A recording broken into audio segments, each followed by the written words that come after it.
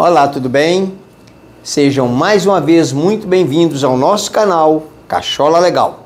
Falaremos hoje sobre a depressão refratária.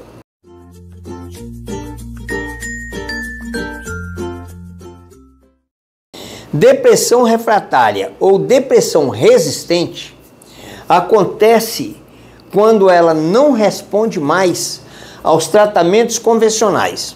Isso significa que os sintomas depressivos persistem mesmo após o uso de diferentes abordagens terapêuticas, como medicamentos antidepressivos, psicoterapia e outras intervenções.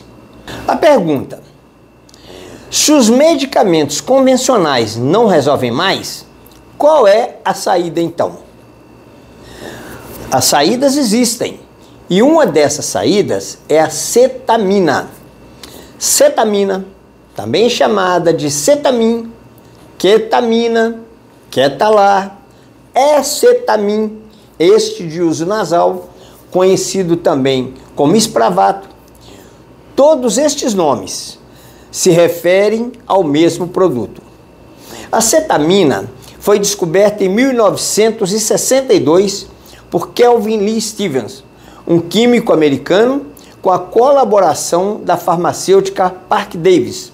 O uso principal da cetamina era, no passado, para fins anestésicos.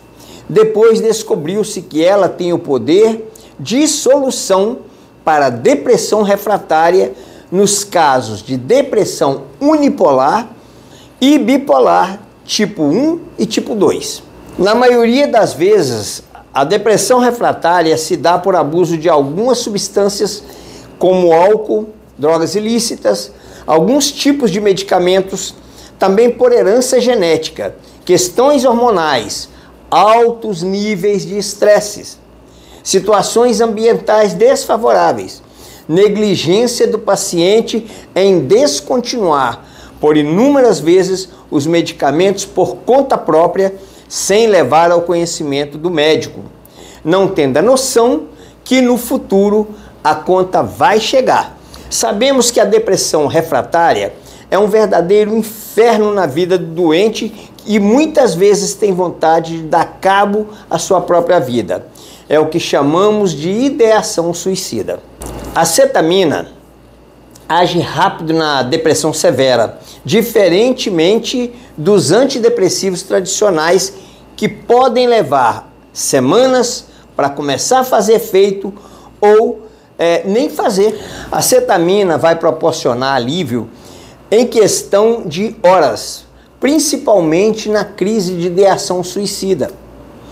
A melhora é sempre imediata, sendo eficaz em 70% a 90% dos casos. Por isso é considerado uma nova opção para os psiquiatras e uma nova esperança para os pacientes. Isto significa salvar vidas. Importante informar que a cetamina é aprovada pelos órgãos de saúde, sendo utilizada há mais de 50 anos na área da saúde mental. Infelizmente, ela é ainda pouco conhecida. A aplicação da cetamina se dá nos hospitais. A pessoa é sedada como se fosse um exame de endoscopia, recebe a cetamina via intramuscular, subcutânea ou de outras formas, de acordo com a prescrição médica. Desde a chegada até o paciente ser liberado, a sessão vai durar entre 60 a 90 minutos, com acompanhamento médico, de enfermeiros, com anestesistas. Ao término do procedimento, o paciente pode ter uma leve sonolência e ficar um pouco confuso. E também uma pequena confusão mental que volta à normalidade depois de 1 hora, mais ou menos. A escetamina, ela é em forma de spray nasal. É também aplicado no hospital. O medicamento fica retido até as próximas aplicações, devido ao risco da dependência. Normalmente, o paciente é submetido a aproximadamente um total de 8 a 12 sessões, sendo 1 a 2 sessões por semana. Estes tratamentos são caros. O médico psiquiatra vai informar para você sobre a disponibilidade no SUS ou se você vai ter que recorrer à justiça. O tratamento é um direito seu. Infelizmente, no mercado do crime, são comuns as apreensões de cetamina em falsos comprimidos de êxtase e até mesmo vendidos como cocaína, causando até mesmo mortes de várias naturezas. A cetamina é também usada na medicina veterinária, em procedimentos cirúrgicos, principalmente em animais de grande porte, como, por exemplo, os equinos. Lembre-se que apenas um profissional da saúde mental pode fornecer um diagnóstico preciso e indicar um plano de tratamento adequado para a cetamina ou escetamina. Se você ou alguém que você conhece está enfrentando desafios relacionados às questões de saúde mental, é importante indicar uma ajuda profissional imediatamente. Não protele. Infelizmente, pessoas desinformadas ainda têm preconceito com o nome de psiquiatria ou psiquiatra. Os médicos, independente das especializações, são anjos que Deus enviou para cuidar das nossas vidas. Estejam certos disso. Vou falar agora de uma outra abordagem de extrema importância. O ECT, ou eletroconvulsoterapia, ou eletrochoque, ou o popular, tão temido e tão falado choque na cabeça. Em 1937, dois médicos pesquisadores italianos, Ugo Serletti e Lúcio Bini, aplicaram pela primeira vez o eletrochoque nas pessoas que sofriam de esquizofrenia, bipolaridade tipo 1, como uma opção de tratamento em casos graves resistentes. Utilizado em situações de emergência, quando a segurança do paciente está em risco ou quando outras intervenções não foram eficazes, o tratamento com eletrochoque, que hoje chamamos de ECT ou eletroconvulsoterapia, infelizmente assusta muito por causa de um passado sombrio.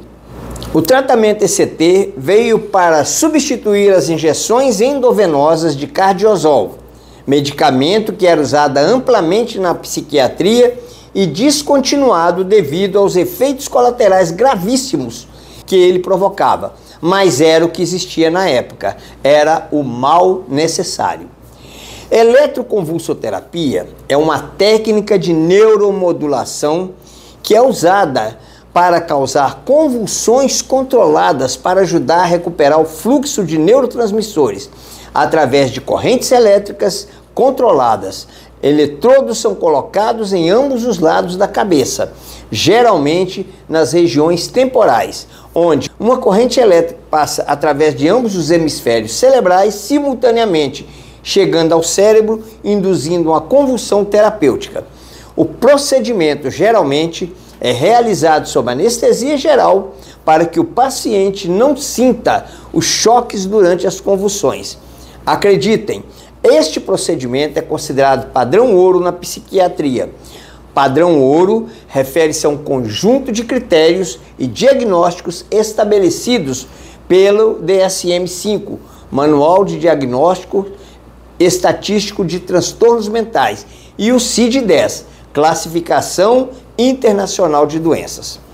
O ECT é indicado para pacientes com transtorno bipolar na fase de mania, que apresentam humor eufórico, ideias de grandeza, megalomanias, são agressivos, irritadiços, que caminham de um lado para o outro, sofrem de insônia, falam o tempo todo como uma metralhadora.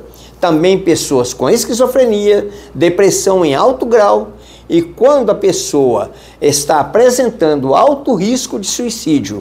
E a maior causa desta situação é porque a medicação usada normalmente demora para fazer efeito no cérebro, enquanto o ECT possui efeito imediato, logo após a primeira sessão, e é por isso que o ECT é indicado. Podemos, de forma metafórica, considerar o ECT como uma ferramenta para reiniciar o cérebro, usando a linguagem da informática.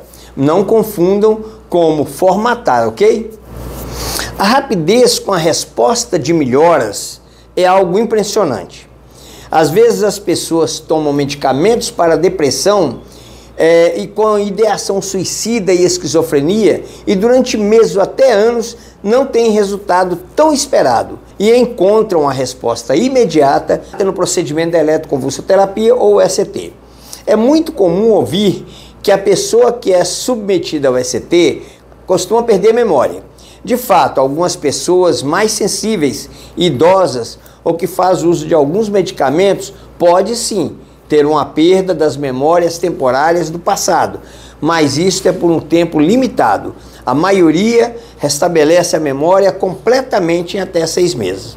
A eletroconvulsoterapia também é indicada nas depressões das gestantes que não podem mais tomar medicamentos para depressão. E por incrível que pareça, o ECT é o tratamento mais seguro e com resultados certeiros. E eu completo.